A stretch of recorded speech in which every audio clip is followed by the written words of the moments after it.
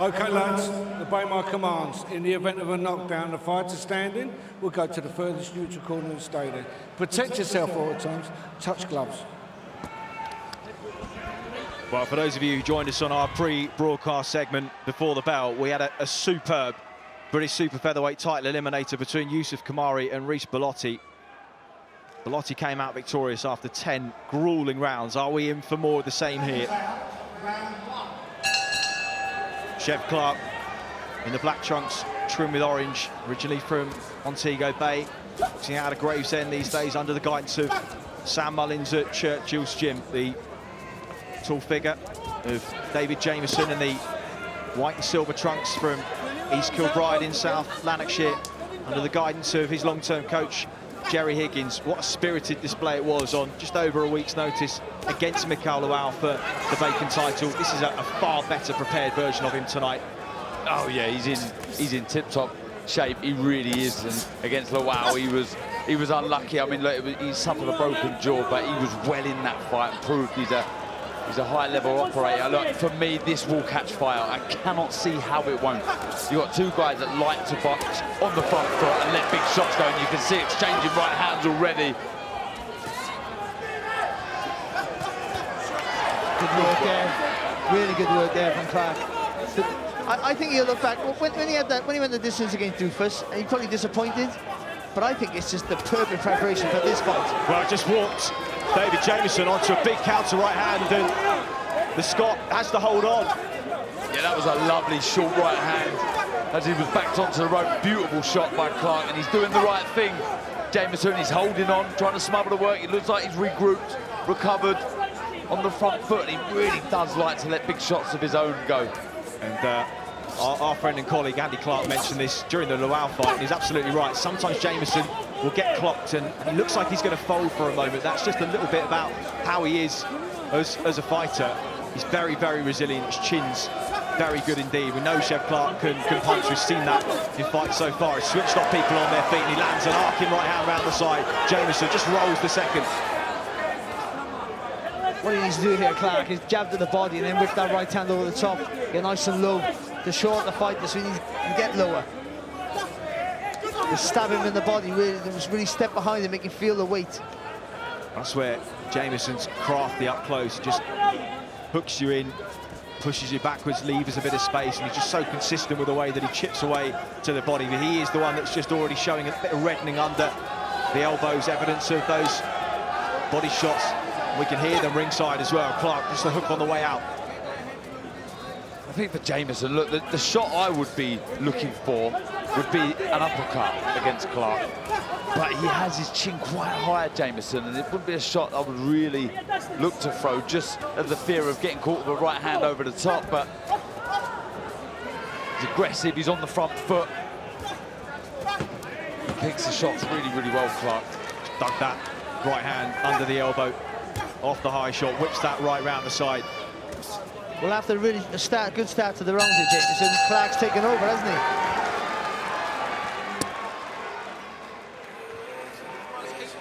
Switched on, yeah? So when you're jabbing down to that body, then coming over the top. But you must be switched on all the time. All he's got is that looping backhand. So you break him down to the body, then you come up, yeah? Keep switched on though, don't get bored with it or switch off, yeah? All he's got a one shot in a lifetime here. You touch to that body, come up big.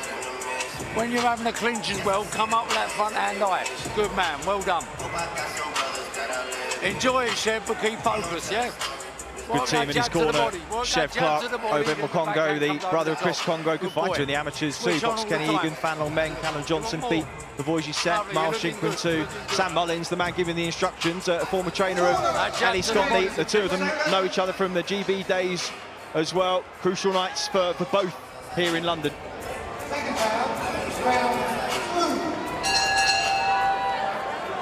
As you say, under pressure in the early part of the first round, but he finished strongly and he started well here. Good right hand out straight out of the gate there from Clarke. Again, if he just dips a little bit low when he throws that right hand, he's in a safer position and he'll get the better angle on the shot as well. I think a bit more variation with that right as well. Maybe a straight right to the body of Jamieson, then you can come back upstairs with a left hook. Well, that's good variation. Nearly double the punch connect of David Jamieson in that first round landed 16 of 48. But it's the placement, the precision and the power of the shots which has been significant. Jamieson got to throw straight, and he got to throw like double jab right hand or a 1-2-3 combination and try and push Clarke, because in a minute now Clarke's going to a rhythm here.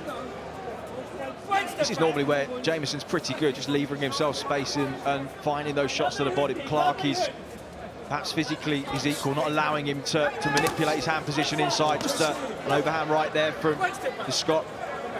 He's trying to nullify the work of Clarke inside Jamieson. He just grabs hold. I mean, he's doing the right thing inside. Could we see against Ulrich how good his uppercut is? He doubled that shot up, didn't he, Clarke? Very hurtful. So he's doing the right thing inside Jamieson, but he's got to try and get his shots off. Try with the jab there, but he's got to step in and look for that right hand over the lead hand of Clarke. Good jab to the body from Clarke just a second ago. You can see him then, he's looking for that right hand over the top. Lovely return fire from Clarke, finishing on the uppercut, and then the right hand just slides around the side. Beautiful work, and he's in the flow now. He said at Fight Week, he said, I expected Jamieson to be taller. He's got a narrower base than Clarke. His fights are a bit taller than him. Clarke wider base, therefore just drops his height a little bit here, but there wasn't as much physically between them as I think we'd maybe expected at the head-to-head. But so far, it's Clarke who is finding the hurtful shots early. Jamieson's allowing Clarke too much space, and that's why Clarke's starting to showboat a little bit here. He's allowed too much time and space to set up his attacks. Jamieson's got to be, like we thought he was going to be, he's got to be all over it. Walk behind the shots, you're not going to walk onto shots, walk behind the straight punches, and push pressure on Clarke. May have been that little short right hand in the first round. It just made him a little reluctant to bring the feet in. But he's going to have to, like you say, Barry, he's going to have to get close. That's his keys to success. He's got to get there. I think at range, you see the pot shot in the good, classy footwork and shot selection from Clarke. So he's got to try and rough up Clarke. And when you have a fighter who's technically better than you, which Clarke is, then you've got to make him rush his work, make him untidy, and try and force the gaps. Nice short chopping right on the inside as a jab from Jamieson just sails over the top of the head of Clarke, whips on round the side.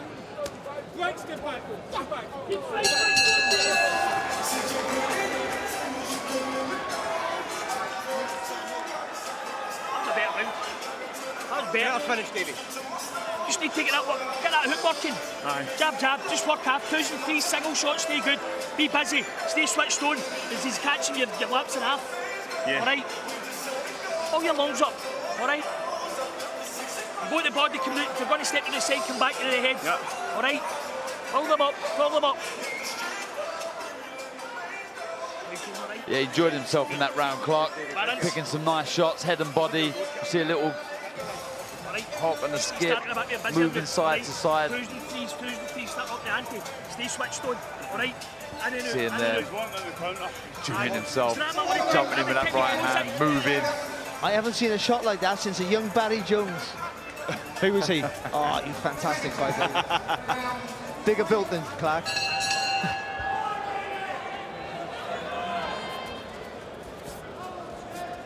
Clarke just trying to feint with the feet, keep Jamieson off him. Stiff right hand to the body, they come together again, and Jamieson just walking him back, but he's having to work hard to do it.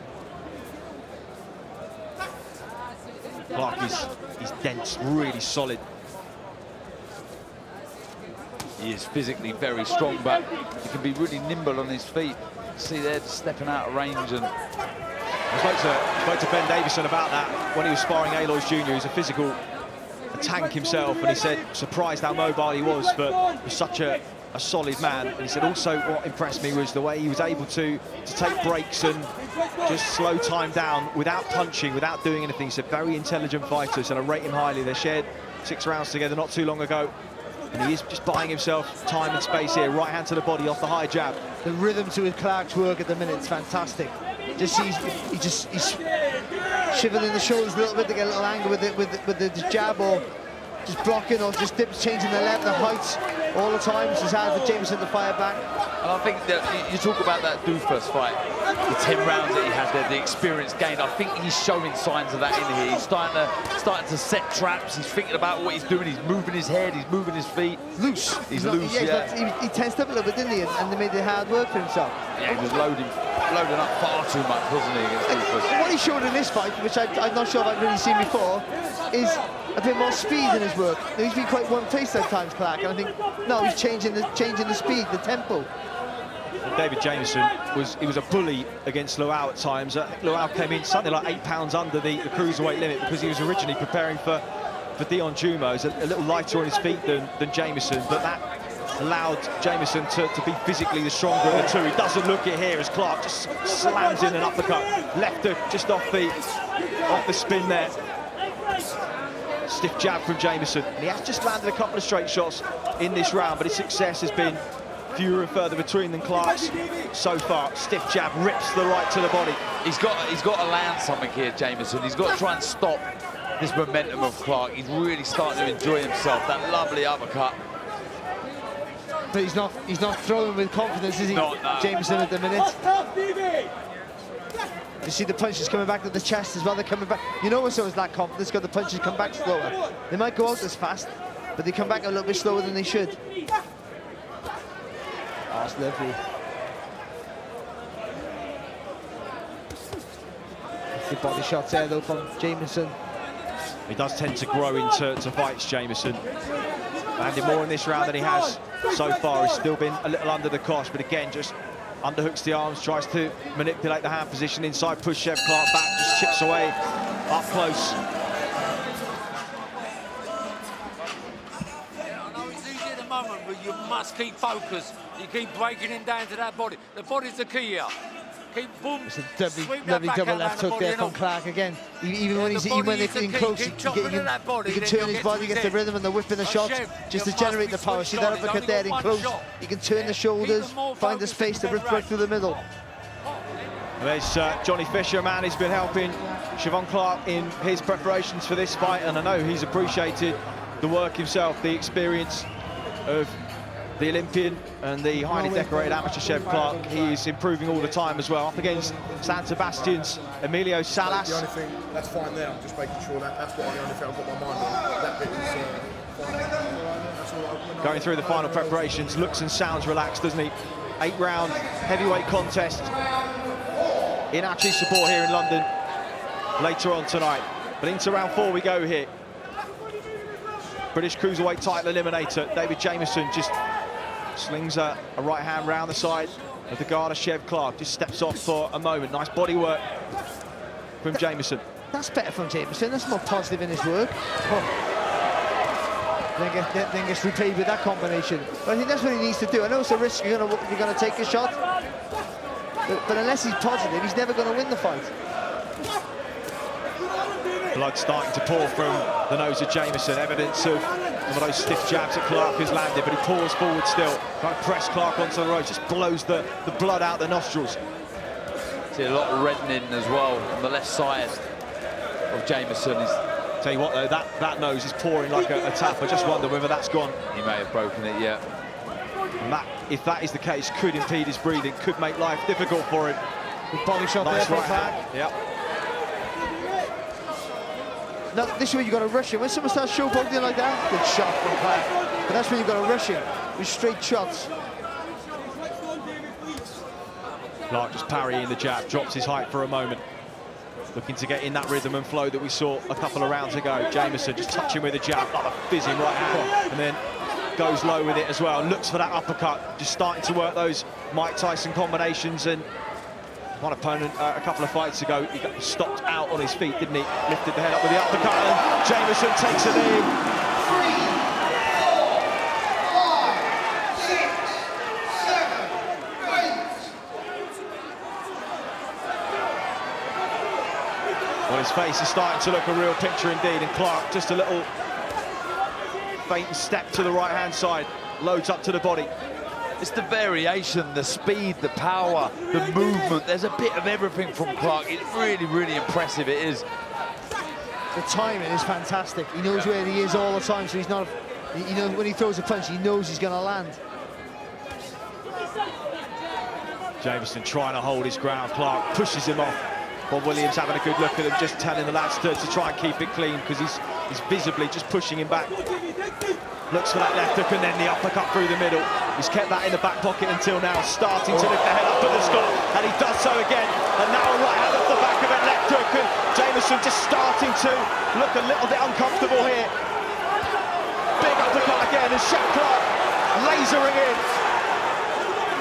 Shakes his head, really in the flow now, sensing a moment. And he's got to try and hold on, Chris. He's got to try and hold on, Jamieson. This is great work from Clarke. The right uppercut, then the left hook. He cannot miss. Right, savage stuff here. And Jamieson, as we know, we saw against Luau, a brave man and a tough man. You just wonder whether his corner might have to have a look at this. He cannot keep taking shots like that clean as this fight goes on. And Chef Clarke in the flow. This man in real trouble. Trouble with it. Hey. Want me to pull you? What am I doing? Have a look at the first knockdown here. Little right hand. It was a delayed reaction. Stunned Jamieson. Didn't really put much into the shot, but the referee's gone over. They're having a look.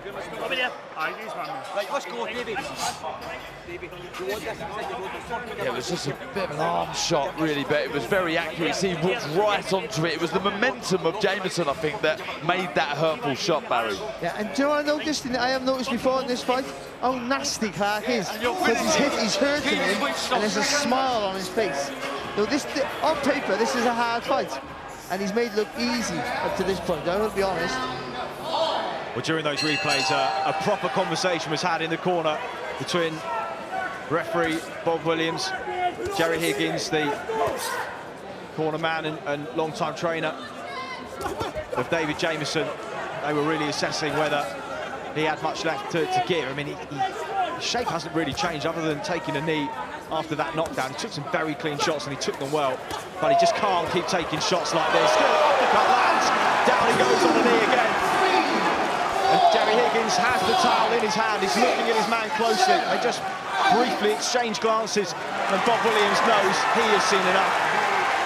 And it's a compassionate decision by the referee, because Clarke was really starting to turn through these shots. And Barry, as you said, this should have been a real test for him. This wasn't the version of David Jamieson that Mikhail Luau got at the back end of last year. This was a man off of a full 11-week full-time camp, the best preparation of his life, and Chef Clarke has demolished him inside the first half of the fight. It just shows that when you don't load up with your punches, how more faster, more fluid, and more efficient they are.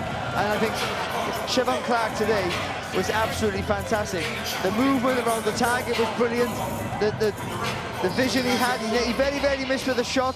When he was in close, he made space for the double left hook. The right hand over the top always found a home, and the uppercut, which you've seen in previous fights, ultimately finished the fight tonight. I thought he was a revelation tonight. He done so well, Jamieson, to stay on his feet.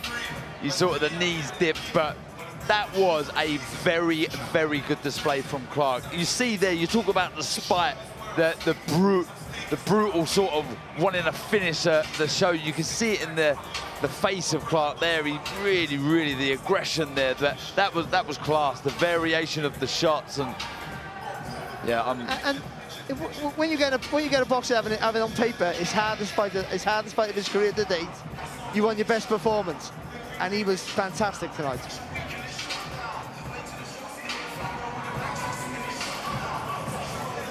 Well, plenty coming up. Edgar Berlanga and Jason Quigley will do battle in New York in a couple of weeks' time. We're heading to New Orleans next week for Regis Prograis and Danielita Zarella. That is Saturday, June 24th. Berlanga making his matchroom debut. Well, they're all smiles in the corner.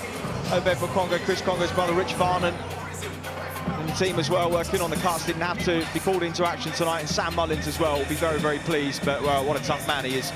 I've just got to give a shout out to Bob Williams there. That was exactly the right thing to do, to stop the fight there. There was no need for Jamieson to walk out to the centre of the ring again, because he was getting teed off by Clarke. So hats off to the referee there. Right call. Yeah, I mentioned Jerry Higgins. He just took the towel in his hand, put one foot on the steps, and Bob Williams was aware of everything that was going on there, but that was the right decision. He wasn't, and they know how tough Jamieson is. You know, they had the talk in the corner the round before, and we know Jamieson's not going to want to quit. And the corner, I mean, the corner, when you know someone so well, you know how much it means to him. So you sometimes give him the benefit of the doubt. But I think they would have thrown the towel in if that fight would have took another punch. But Bob Williams did, yeah, as Darren said, Bob Williams did the perfect thing and stopped him before he got seriously hurt. We're just removing the stubborn gloves from both the fighters before we hear the formalities. Where does he go next? Chev Clarke, Mikhail Luau, the reigning British champion. There are some other really good prospects. I saw Jordan Thompson take apart Luke Watkins, the reigning English cruiserweight champion a couple of months ago. He will want to be in the mix as well. It's a really good fight if they're looking to make final eliminators. But Chev Clarke, on that performance, given what we know David Jamieson is as a fighter and how well his preparation is, was a very impressive performance. David Diamante is standing by.